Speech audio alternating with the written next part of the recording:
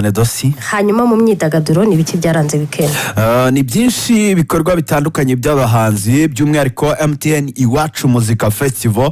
abasore ndetse n'inkumi bari hariya mu mujyi wa Bugesera aho babashe gutaramira abakunzi b'umuziki nubwo imvura nyine kubera yuko twamaze kwinjira mu mvura y'umuhindo imvura itababaniye ku buryo igitaramo byarangiye mu by'ukuri abahanzi bose bataririmbye ndetse bose kuri Bruce utararirimbye ariko kandi abandi bari babashe kubona umwanya uhagije wo gusurutsa abakunzi b'umuziki wabo hariya Inyamata n'ubwa mbere MTN Iwacu Muzika Festival yari bereye mu karere ka Bugesera igikorwa mu by'ukuri biza kurangira nyine kubera umuyaga mwinshi n'imvura kitagenze uko babyifuzaga ariko kandi umuyobozi wa EAP Mushyoma Joseph yasezeranyije abanyabugesera ko ibi bitaramo mu mwaka utaha bizaba mu kwezi kwa karindwi mu by'ukuri ngo bazagaruka hariya mu Bugesera ndetse bakabasha kubataramira ariko kandi wari umunsi utegerejwe n'abantu benshi ku mugoroba muri Stade Amahoro ivuguruye Stade Amahoro isa neza cyane abanyarwanda bari muri Rwanda shima Imana ndetse cyari igikorwa cyiza cyane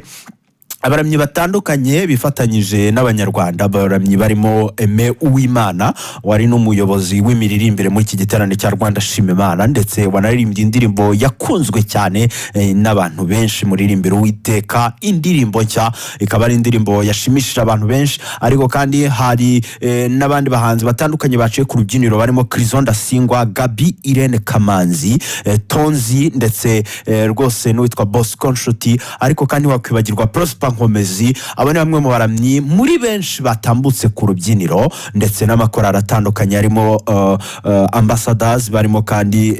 Jehova Jire korari zashimishije abantu ku mugoroba ndetse ariko kandi n'itsinda rikundwa cyane rya Ben na Chance Ben witwaye neza cyane ku rubyiniro navuga ko Rwanda shima Imana yagenze neza mu by'ukuri abantu bari benshi hariya muri Stade Amahoro ndetse banezerewe n'ubwo imvura nyine yagwaga ariko abantu bona ko umunsi wabo bahisemo kukoramo igikorwa kimwe cyitwa gushima Imana kandi byagenze neza cyane hanyuma ariko kandi mu bindi bitaramo byabaye mu bahanzi b'abanyarwanda harimo uwitwa Kivumbi King akaba yarataramiraga mu gihugu cya Uganda ari kumwe na Joshua Baraka ndetse n'abitwa Bruce Lee n'itsinda ry'abagore batatu bakoreye igitaramo hitwa Rugogo Cricket Oval ni mu ijoro ryo ku itariki 29 ku munsi w'ejo igitaramo cyagenze neza cyane kuri Kivumbi King wongeye mu by'ukuri kwereka abantu be ko hariya muri Uganda afiteyo abakunzi benshi cyane hanyuma ariko kandi ku mugoroba ngabo Jobert Medal Medi muri Portland muri leta Maine muri leta zunze ubumwe za Amerika yaraye igitaramo wari umugoroba w'ubuhamya ndetse no kuramya no guhimbaza Imana aho ngabo Jobert Medal Medi yaje guhishura yuko yaciye mu bintu bikomeye mu muziki ndetse no mu gukizwa avuga yuko ubu ngubu umuryango we ngo ari amahoro masa ati turanezerewe atari ko mu by'ukuri njya gutereta Mimimiya ntabwo yarazi yuko ndi cyamamare ndi umuhanzi ukunzwe mu rugo iwacu mu Rwanda ati ndetse anyemerera urukundo ibyo atabitekerejeho cyane atari kuko iminsi yagendaga yisunika akabona nagiye ku rubyiniro wenda abakobwa baje bashaka kunsuza no kunyegera ati byagiye bimurema mu ndi muntu ku buryo mu by'ukuri